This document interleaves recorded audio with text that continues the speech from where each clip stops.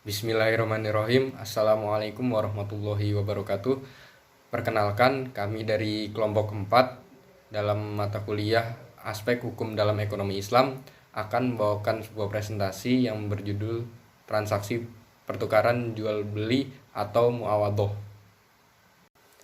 Yang pertama, saya akan menjelaskan tentang definisi akad itu sendiri.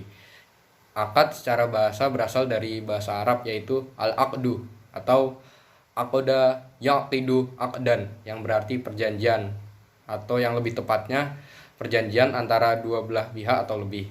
Adapun kegiatan-kegiatan dan transaksi dalam fikih muamalah menggunakan akad itu sendiri. Rukun dan syarat akad. Rukun akad ada 3. Yang pertama, akid, yaitu orang yang berakad. Yang kedua, maqud alaih, yaitu benda yang akan diakadkan. Yang ketiga, sigot al-akid, yaitu ijab dan qabul. Syarat akad. Yang pertama, syarat terbentuknya akad. Syarat terbentuknya akad dalam hukum Islam, syarat ini dikenal dengan nama asyurut al-in'iqad. Syarat ini terkait dengan sesuatu yang harus dipenuhi oleh rukun-rukun akad. Yang kedua, syarat keabsahan akad, yaitu syarat tambahan yang dapat mengabsahkan akad setelah syarat in'iqad tersebut dipenuhi. Yang ketiga, syarat-syarat berlakunya akibat hukum asyurut an-nafad adalah syarat yang diperlukan bagi akad agar akad tersebut dapat dilaksanakan akibat hukumnya. Jadi akad itu macamnya ada banyak dan berlain-lainan namanya serta hukumnya lantaran berlainan objeknya. Yang pertama di sini adalah bai akad. Ini adalah pokok pangkal dari ukut muawadhah. Hukum-hukumnya merupakan nakis alai dalam kebanyakan hukum akad. Jadi di dalam kitab-kitab fikih muamalah, bab ini merupakan titik tolak untuk membahas segala masalah muawadhah maliyah. Yang kedua itu adalah ijarah akad, yang objeknya ialah penukaran manfaat untuk masa tertentu, artinya memilihkan manfaat dengan iwad. Di sini sama dengan menjual manfaat. Di sini yang ketiga itu adalah kafalah, yaitu menggabungkan zimah kepada zimah lain dalam penagihan, atau ibarat lainnya ini dikatakan akad yang mengandung perjanjian dari seseorang bahwa padanya ada hak yang wajib dipenuhi bersama orang lain dalam tanggung jawab terhadap hak itu dalam menghadapi seorang penagih. Selanjutnya yang keempat itu ada hawalah, yaitu akad yang objeknya memindahkan tanggung jawab dari yang mula-mula berhutang kepada pihak lain. Yang kelima ada rohan, yaitu suatu akad yang objeknya menahan harga terhadap suatu hak yang mungkin diperoleh pembayaran dengan sempurna. Maka orang yang memegang rohan ini dinamakan murtahin. Orang yang memberi rohan atau menggadaikan atau simadin dinamakan rahin. Barang yang dinamakan barang gadaian itu dinamakan marhun bih.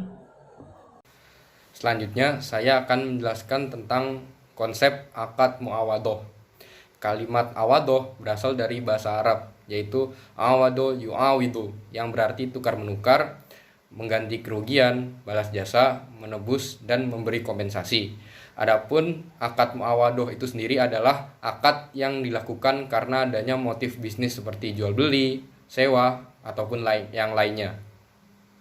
Definisi jual beli. Jual beli sendiri menurut bahasa yaitu mutlak al-mubadalah, yang berarti tukar menukar secara mutlak, atau dengan ungkapan lain mubadalah syai bi syai, berarti tukar menukar sesuatu dengan sesuatu. Menurut ulama Hanafiyah terdapat 2 definisi jual beli, yaitu saling menukar harta dengan harta melalui cara tertentu. Yang kedua, tukar menukar sesuatu yang diingini dengan yang sepadan melalui cara tertentu yang bermanfaat. Oke, slide selanjutnya yaitu adapun dasar hukum dalam jual beli. Islam dalam memberikan garis kebijaksanaan perekonomian yang jelas. Transaksi bisnis merupakan hal yang sangat diperhatikan dan dimuliakan oleh Islam. Adapun ayat Al-Qur'an yang membicarakan tentang halalnya jual beli yaitu wa ahalul bai'u wa haramur riba, yang artinya padahal Allah telah menghalalkan jual beli dan mengharamkan riba. Itu ada di Quran surat An-Nisa ayat 29. Nah, ayat-ayat ini tuh sudah dijelaskan bahwa Allah Subhanahu wa taala dengan jelas menghalalkan praktek jual beli dengan segala aturan-aturannya dan secara tegas mengharamkan riba. Karena riba akan mendidik manusia untuk mendapatkan harta dengan cara mudah tanpa kerja keras, sedangkan jual beli mendidik manusia agar selalu berkarya untuk menghasilkan sesuatu. Selanjutnya adalah tentang rukun dan syarat jual beli. Adapun rukun jual beli menurut jumhur ulama adalah sebagai berikut. 1. Al-bai' atau penjual. 2. Al-mustari atau pembeli. 3. Adalah sigot atau ijab kabul atau akad dari transaksi itu sendiri. Dan yang terakhir adalah al-ma'qud alaih atau barangnya. Jual beli haruslah memenuhi rukun, baik tentang subjeknya, tentang objeknya, dan tentang lafal. Maka rukun dalam jual beli harus dipenuhi. Yang pertama tentang subjeknya.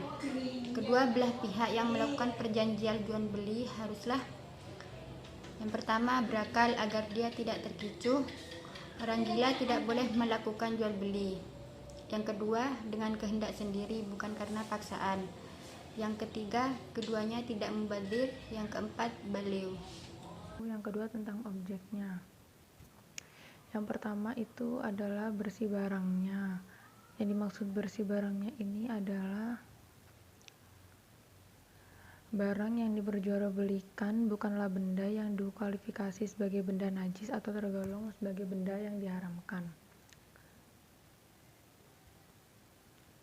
Yang kedua itu dapat dimanfaatkan. Maksudnya dapat dimanfaatkan ini barang yang dapat dimanfaatkan tentunya sangat relatif, sebab pada hakikatnya seluruh barang yang dijadikan objek jual beli merupakan barang yang dapat dimanfaatkan, seperti dapat dikonsumsi, dinikmati keindahannya dan dinikmati suaranya, serta untuk keperluan yang bermanfaat seperti seekor anjing untuk berburu. Adapun syarat-syarat tertentu yang harus dipenuhi dalam jual beli terbagi menjadi dua, yakni syarat umum dan syarat khusus. Dan syarat khusus itu sendiri terbagi menjadi 3 bagian. Yang pertama adalah syarat terjadinya akad atau in'iqad. Yang kedua adalah syarat terlaksananya akad atau nafaz. Dan yang terakhir adalah syarat lujum. Macam-macam jual beli. Ulama Hanafiyah membagi jual beli dari segi sah atau tidaknya menjadi 3 bentuk. Yang pertama, jual beli yang sahih. Apabila jual beli itu disyariatkan memenuhi rukun dan syarat yang telah ditentukan. Yang kedua, jual beli yang batil. Apabila salah satu atau seluruh rukunnya tidak terpenuhi atau jual beli itu pada dasarnya dan sifatnya tidak disyariatkan. Jual beli yang fasid, yaitu apabila kerusakan dalam jual beli itu terkait dengan barang yang dijual belikan, maka hukumnya batal, seperti memperjualbelikan barang-barang yang haram. Demikian presentasi yang bisa kami sampaikan, kurang lebihnya mohon dimaafkan. Billahi sabilil haq fastabiqul khairat. Assalamualaikum warahmatullahi wabarakatuh.